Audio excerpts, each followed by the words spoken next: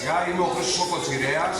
Μαζί με τη γυναίκα μου, τη Μαρία Θεοφυλάκη, έχουμε το χώρο εδώ. Είμαστε διευθυντές της Sicilian Gallery. Συνεργαζόμαστε με τη Μάρτα πάρα πολλά χρόνια. Είμαστε και φίλοι, πάνω απ' όλα, εκτός από συνεργάτες. Την ευχαριστούμε πολύ που παρουσιάζει μαζί με την αναδρομική αυτή έκθεση που κάνει εδώ το βιβλίο, ένα καταπληκτικό βιβλίο που επιμελήθηκε η κυρία Μαρία Παπαδημητρίου, το εκδοτικό της Οίκος. Και ευχαριστώ πολύ και τον κύριο Δημήτρη Σκλίδη που βρίσκεται μαζί μας για να προλογίσει. Έχει γράψει και το βιβλίο κριτική, οπότε να ξεκινήσουμε σιγά σιγά. Ευχαριστούμε πολύ.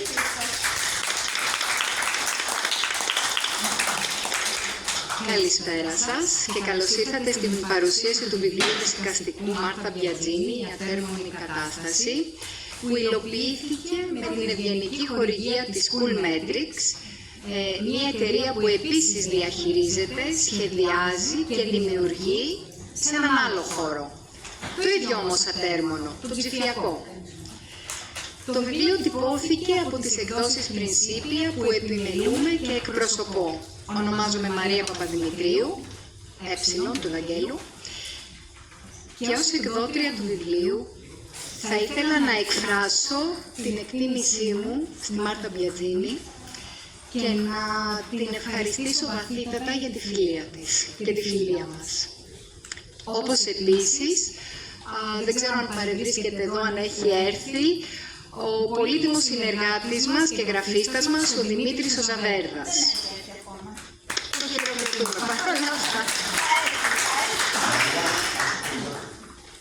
Επίσης, τέλος, θα ήθελα να αναφέρω την υψηλή ποιότητα της εκτύπωσης και της βιβλιοδεσίας που έγινε στο τυπογραφείο του Μάκη Κόκαλη.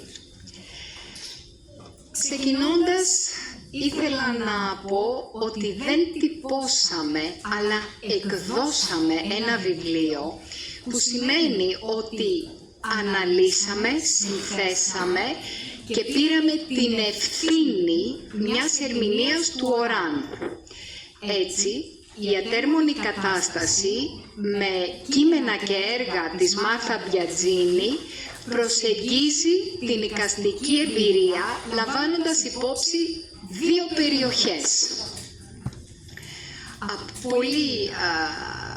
Πολύ επιγραμματικά. Από τη μία μεριά υπάρχει το αμορφοποίητο, το πιο βαθύ, το πιο πρωτόγονο, το αυθόρμητο που λέει η Μάρθα Μπιατζίνη. Εκεί όπου τα βιώματα και οι προσλαμβάνουσες στον καθένα κατοικούν μέσα μας, με μια πολυχρονικότητα από διάφορες ηλικίες και τόπους. Από την άλλη, μέσα από τα έργα της Μάρθας Μπιατζίνη μελετήσαμε πώς αυτό το ερέθισμα, αυτό το αυθόρμητο μορφοποιείται σε τέχνη, καθώς επεξεργάζεται και επανέρχεται ξανά και ξανά πάνω σε κάποιους άξονες, σε κάποια θέματα θα λέγαμε.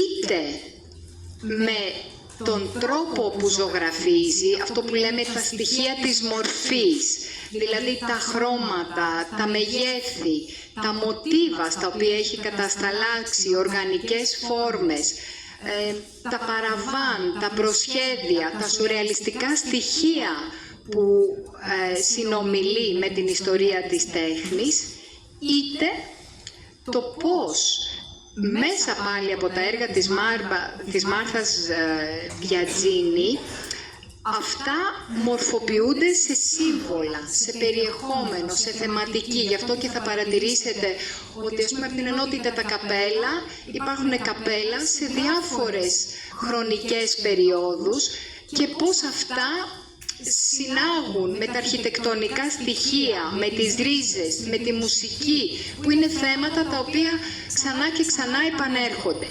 Εξυπακούεται ότι η μορφή και το περιεχόμενο, που είναι ένας τρόπος να αναλύουμε την αισθητική της τέχνης, την αισθητική γενικότερα, δεν είναι τόσο ξεχωριστά, είναι αλληλένδετα. Έτσι λοιπόν, αυτό το αλληλένδετο παρουσιάζουμε και σε αυτή την αναδρομική έκθεση, ξεκινώντας από τα αντικείμενα που κρατάνε μία ολότητα στο έργο της Μάρθας, εξίσου όπως στα προσχέδια και στους πίνακες της. Δεν μακρολογώ, ο κύριος Κλίδης, που ήθελα μόλις να τον παρουσιάσω, είναι κοντά μας, επιστήμονας και δάσκαλος, ο ζωγράφος Δημήτρης Κλίδης. Να το χειροκροτήσουμε. Και να δώσω το λόγο στην Μάρθα Μπιατζίνη να μας μιλήσει. Ευχαριστώ. Καταρχάς θέλω να ευχαριστήσω πραγματικά όλους όσοι ήρθατε και μάλιστα ήρθανε και από τη Ρώμη μερικοί. Λοιπόν, φυσικά με ενθαρρύνετε πάρα πολύ, όπως με έχετε ενθαρρύνει σε όλα αυτά τα χρόνια όλοι οι φίλοι μου που με ακολουθούν σε όλες τις εκθέσεις που κάνω και όχι μόνο. Ευχαριστώ την οικογένειά μου που με στηρίζει και ειδικά τον σύντροφό μου, τον άντρα μου, Δημήτρη Κωστρόπουλου,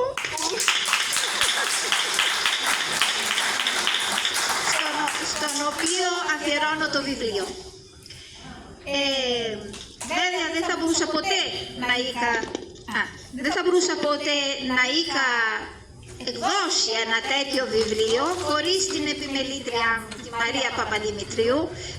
Με ακολούθησε από την αρχή, από τα πρώτα βήματα που είχα σκεφτεί να φτιάξω ένα βιβλίο, με μια ευαισθησία φοβερή και μια επαγγελματικότητα η μία πάνω από την άλλη.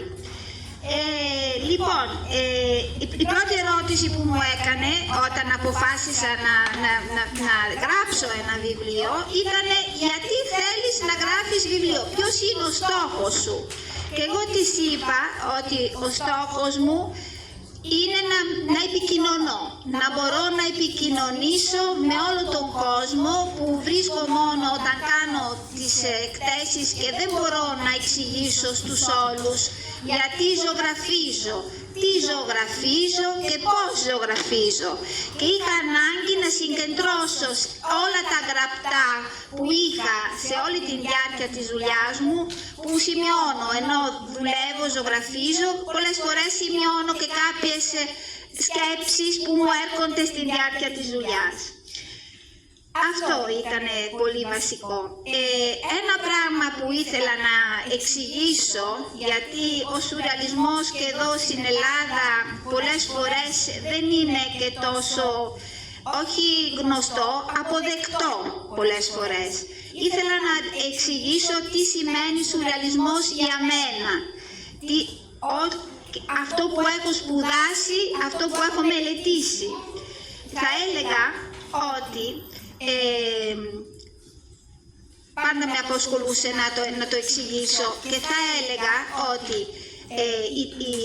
τα πρώτα συμπτώματα του σουρεαλισμού υπήρχαν ακόμα και στους καλλιτέχνες του 1500 στην Ιταλία, στο μανιερισμό, σαν τον Ποτόρμο, τον Παρμεζανίνο, τον Μπροντζίνο, τον Ροσοφιωρεντίνο, τον Τιντορέτο, και σε όλα αυτούς κάνω αναφορά στο βιβλίο, γιατί ήθελα να κάνω αναφορές στην ιστορία τέχνης που ο κανονικός κόσμος μπορεί να μην γνωρίζει και θέλω να το γνωρίζω, γιατί θέλω να είναι και λίγο διδακτικό το βιβλίο που γράφω.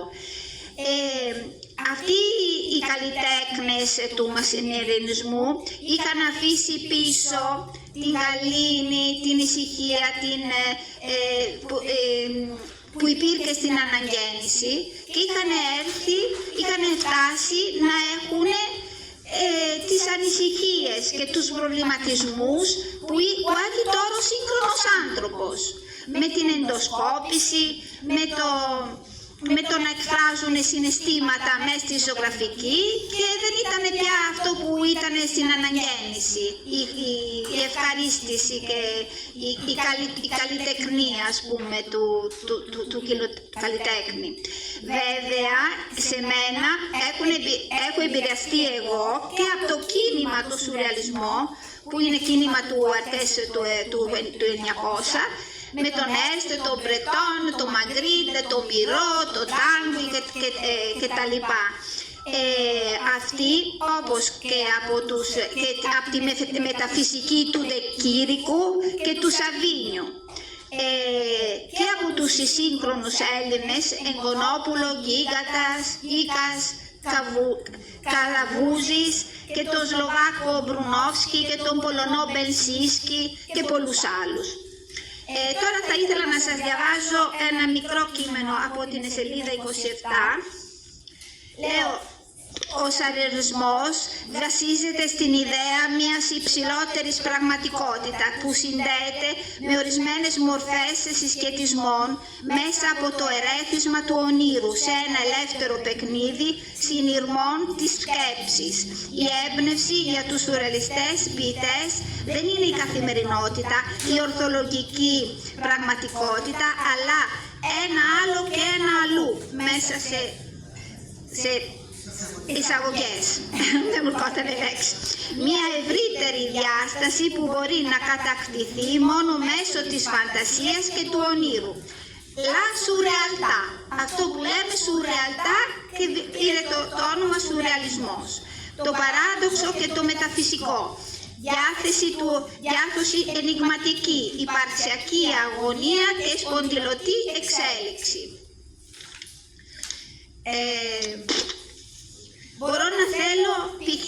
να εκφράσω μια αίσθηση, μια ελευθερία, μια καταπίεση, μια ανάταση. Και τώρα θα ήθελα να σας διαβάσω πάλι στη σελίδα 11 κάτι που καλύτερα να το διαβάσω παρά να το πω.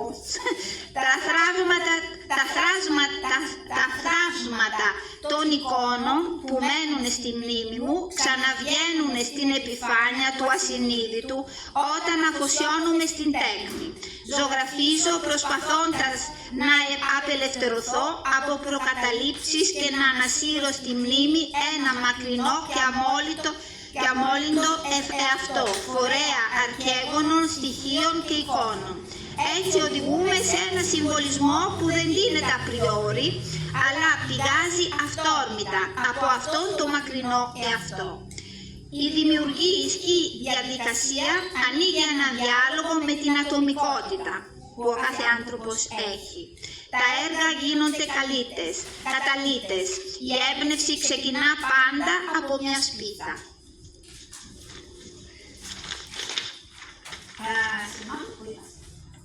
Ναι. Μεταφυσικά είναι η εσωτερική αναγκαιότητα, όπως έλεγε ο Καντίσκι. Για την έννοια αυτή έχει γράψει πάρα πολλά κείμενα. Μου αρέσει πολύ, εν τω μεταξύ, έχω δημιουργήσει και μια ενότητα στο 2008 που ζωγράφισα σαν ελεύθερη γραφή, όπως είχαν ανακαλύψει οι σουρεαλιστές. Από αυτό υπάρχει μόνο ένα δείγμα που βρίσκεται σε εκείνη την κολόνα από πίσω. Στην πρώτη κολόνα αυτή από πίσω είναι το μόνο δείγμα από αυτή την ενότητα που δυστυχώς επειδή είναι αναθεωρητική η έκθεση δεν μπορούσα να βάλω πάρα πολλούς πίνακες που θα μπορούσα, ενώ υπάρχουν στο βιβλίο. Το μεταξύ μου αρέσει πολύ και να πειραματίζομαι, ψάχνοντας τα χρόνια και διαφορετικά υλικά και διαφορετικούς τρόπους. Και στο 2000 μέχρι το 2002 πειραματίστηκα ζωγραφίζοντας απάνω στο ξύλο, αφήνοντας να συμμετέχουν στη σύνθεση του έργου τα ίδια τα νερά του ξύλου.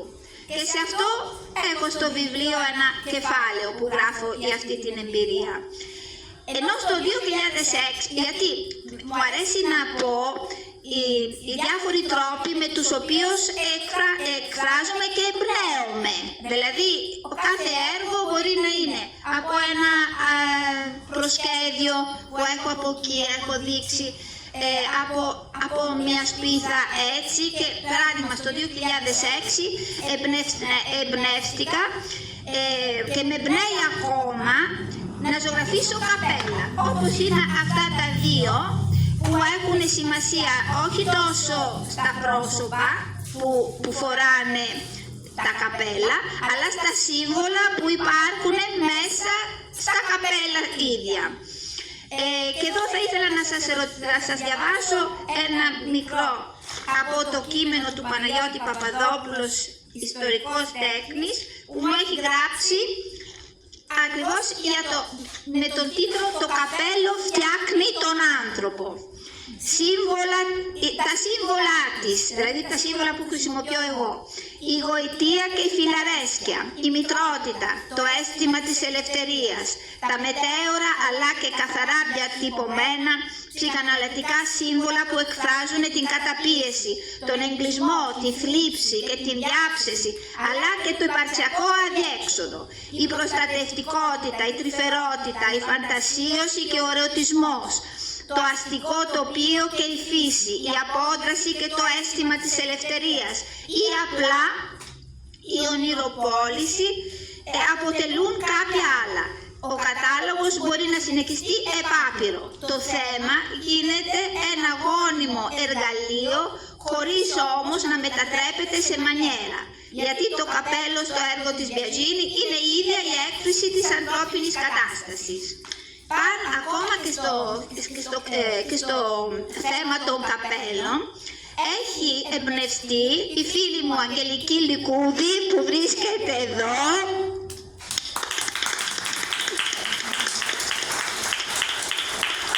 με την οποία τώρα ήρθε ο φανταστικός γραφίστας του βιβλίου Δημήτρη Ζαβέντα.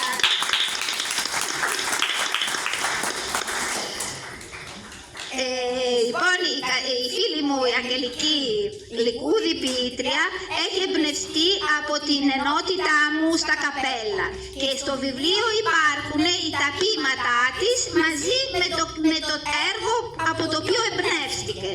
Έχει εμπνευστεί και σε άλλη δουλειά μου του 2018, που όμως δυστυχώς εδώ δεν μπορούσα να δείξω και αυτά γιατί δεν θα χωρούσανε, αλλά στο βιβλίο υπάρχουν τα πάντα. Η δική μας συνεργασία προέκυψε σχεδόν αυτόρμητα από το 2011 και ακόμα θα συνεχιστεί, πιστεύω, καρποφόρα να γίνει. Ένα θέμα που με έμπνευσε ήταν και η έννοια της ρίζας. Αυτό στο 2012, στο 2014, οι ρίζες που είναι το στοιχείο των φυτών που δεν φαίνεται, αλλά είναι το πιο ουσιώδης, γιατί με αυτό τρέφεται το δέντρο και το φυτό γενικώς. Μεταφορικά είναι και οι άνθρωποι. Οι άνθρωποι έχουν τις ρίζες τους, που είναι ο πολιτισμός τους, που είναι η κουλτούρα τους, που είναι η γλώσσα τους.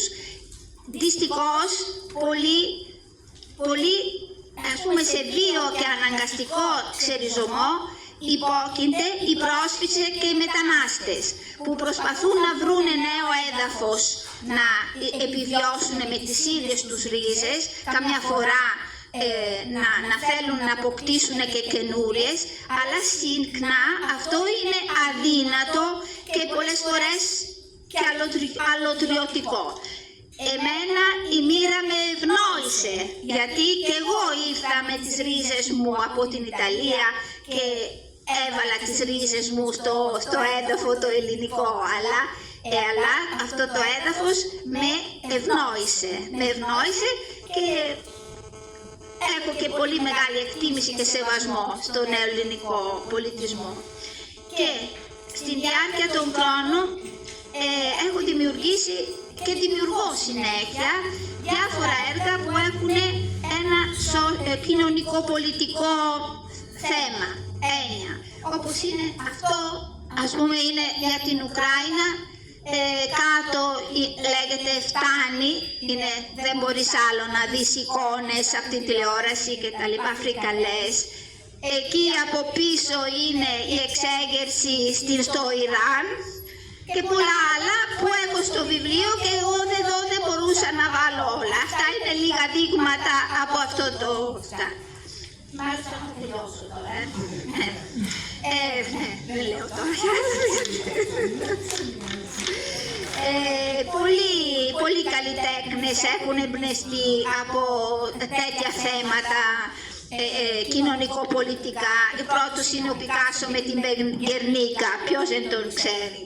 Και μετά η νέα αντικειμενικότητα, οι εσπρεσιονιστές στη Γερμανία, μετά στην Ελλάδα, στα χρόνια της δικτατορία, ο Κατσουράκης, ο Βαλαβανίδης, ο Βότσογλου και ο Ψικοπέδης και η Κλεοπάτρα Ντίνκα είχαν ενωθεί και κάνανε κοινωνικοπολιτικό έργο εναντίον την κατάσταση της δικτατορίας.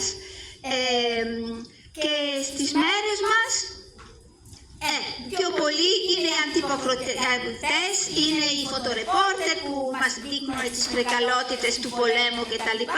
Αλλά υπάρχουν και ζωγράφοι και καλλιτέχνες εικαστικοί που ασχολούνται με το θέμα, με τα θέματα της κοινωνικο-πολιτικά. Όπως ας πούμε ο Μπάνσκι που ζωγραφίζει σε όλους τους τοίχους του κόσμου χωρίς να ξέρουμε την ταυτότητά του, υμνεί στην ελευθερία χωρίς τον πόλεμο και την βία. Λοιπόν, τώρα κουράστηκα. Στο τέλος θέλω να εκφράσω πόσο ενδιαφέρουσα και τι να πω, δηλαδή φοβερά καρποφόρα και καταπληκτική ήταν η συνεργασία που είχα με τη Μαρία και με τον Ζαβέρτα. Πού βρίσκεται ο Ζαβέρτας? Εκεί πάνω, έλα μέσα. Λοιπόν, πραγματικά έχουμε περάσει απίθανες ώρες δουλεύοντας, έχουμε δουλέψει πάρα πολύ. Από το Ιανουάριο μέχρι το Ιούλιο βρισκόμαστε συνέχεια και οι τρεις για τη σελιδοποίηση του βιβλίου και για την εκτέλεσή του. Και έμεινα πάρα πολύ ευχαριστημένη και ικανοποιημένη και στεναχωρηθήκαμε που τέλειωσε αυτό το ταξίδι με το βιβλίο. Και βέβαια ευχαριστώ θερμά και τις γαλερίστες, τον Χρήστο και τη Μέρη Θεοφυλάκτου, που ο Χρήστος είναι φωτογράφος, έχει τραβήσει και πολλές φωτογραφίες που υπάρχουν στο βιβλίο και με φιλοξενούν εδώ και 5 χρόνια σε αυτή την όμορφη γαλερί. Ευχαριστώ πολύ.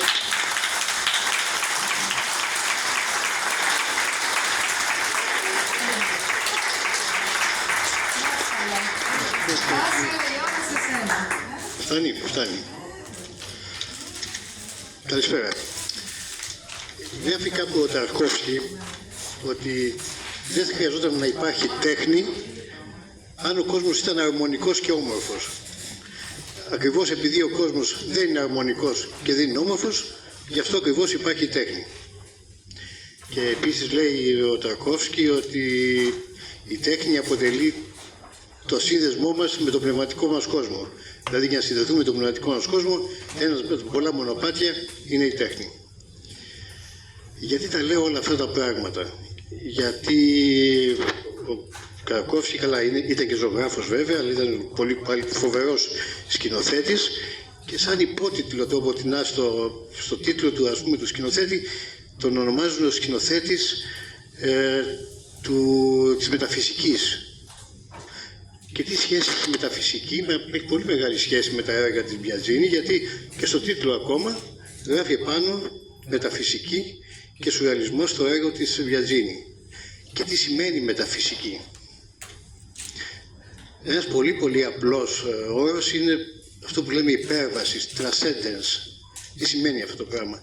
Όταν κοιτάμε ένα έργο της Μπιατζίνη ή οποιοδήποτε άλλο μεγάλο καλλιτέχνη, βλέπουμε κάποια πράγματα, βλέπουμε κάποια κυκλάκια, κάποια μακρουλά, κάποια στρογγυλά, αλλά αυτά που βλέπουμε είναι ελάχιστα σε σχέση με αυτά που αισθανόμαστε. Δηλαδή βλέπουμε πολύ παραπάνω από αυτά τα οποία βλέπουν τα μάτια μας. Και αυτό το πράγμα λέγεται υπέρβασης. Και είναι γεμάτο πραγματικά με υπερβάσεις το έργο της Μάρθας Μπιατζίνη. Για να βυθιστούμε στο έργο της Μπιατζίνη, επομένως, πρέπει να το κοιτάξουμε και να αφήσουμε τα σπλάχνα μας να μπουν μέσα και να έχουμε ένα διάλογο με το έργο και να δούμε διάφορα σύμβολα, να δούμε διάφορα αρχέτυπα, να δούμε διάφορες εικόνες συμβολικές που θα μας πάνε κάπου αλλού. Και φυσικά όχι με τη λογική μας. Δεν θα βάλουμε τη λογική για να δούμε τα έργα της Μπιατζίνη. η λογική μας στενεύει τον ορίζοντά μας. Δεν θα καταλάβουμε πολλά πράγματα. Θα αφήσουμε και θα καταλάβουμε διάφορα πράγματα ο καθένας για τον εαυτό του. Δεν σημαίνει ότι αυτό το οποίο έβλεπε η Μπιατζίνη την ώρα που το ζωγράφιζε πρέπει και εμείς να το νιώσουμε. Δηλαδή είναι σφάλμα να πούμε τι σημαίνει αυτό το έργο. Η σωστή απάντηση που εγώ δίνω στους μαθητές μου τουλάχιστον δεν θα ρωτάς τι σημαίνει, θα λες τι νιώθεις. Τι νιώθεις μέσα σου. Και αυτό είναι το πάνω. Άρα λοιπόν πρέπει με ανοιχτό μυαλό, χωρίς μάλλον μυαλό, μόνο με τα σπλάχνα μας να νιώσουμε αυτό το έργο το οποίο έχουμε μπροστά μας. Μου έκαναν πολύ μεγάλη εντύπωση τα προσχέδια της Μάρθας Μπιατζίνη. Τι σημαίνει προσχέδιο? Είναι αυτά τα σχεδιάκια που κάνουμε στην αρχή, ας πούμε, και έχουν πολύ μεγάλη σημασία. Είναι το μεταβατικό στάδιο μεταξύ ψυχής και χαρτιού. Υπάρχει ένας όρος στη ζωγραφική, το ξέρουν ήδη οι μαθητές μου, είναι κάπου εδώ πέρα, που λέγεται horror vacui, ο τρόμος του κενού. Δηλαδή όταν ένας καλλιτέχνης είναι μπροστά σε ένα άσπρο χαρτί, σε ένα άσπρο καμβά, νιώθει ένα horror, ένα φόβο, ένα τρόμο. Πώς θα το γεμίσει? Γιατί δεν είναι μοναχά να το γεμίσει με κάποιες γραμμές, ας πούμε, ακόμα και αν κάνει κάτι παραστατικό πρέπει να βάλει τη ψυχή του μέσα. Πάντα βάζουμε τη ψυχή μας, εκτός και θέλουμε να κάνουμε ένα έργο που να αρέσει στον μπαμπά μας, στη μαμά μας, στο φίλο μας κλπ. Αν θέλουμε να είμαστε ειλικρινείς και να κάνουμε μια τίμια ζωγραφική, ζωγραφίζουμε με τη ψυχή μας και σε όσους αρέσουμε. Όταν λοιπόν ξεκινάει ένας ζωγράφος να κάνει ένα έργο, εγώ τουλάχιστον πώς ξεκινάω και η Μάρθα λίγο πολύ έτσι ξεκινάει, γιατί καταλήξαμε κάπου στο ίδιο συμπέρασμα, αρχίζουμε και τραβάμε πάνω σε αυτό το vacuum, το χώρο vacuum που λέγαμε, vacuum είναι η ονομαστική, στο vacuum πάνω τραβάμε κάποιες γραμμές με το κάρβουνο. Και βάζουμε και άλλες γραμμές και ενδεχομένως σβήνουμε με το μανίκι μας ή ακόμα και με ένα πατσαβούρι και βάζουμε και άλλες γραμμές και σβήνουμε και με τη γόμα και σιγά σιγά γίνεται λίγο πιο και με τα δάχτυλα. Βέβαια, τα δάχτυλα είναι μαύρα βέβαια.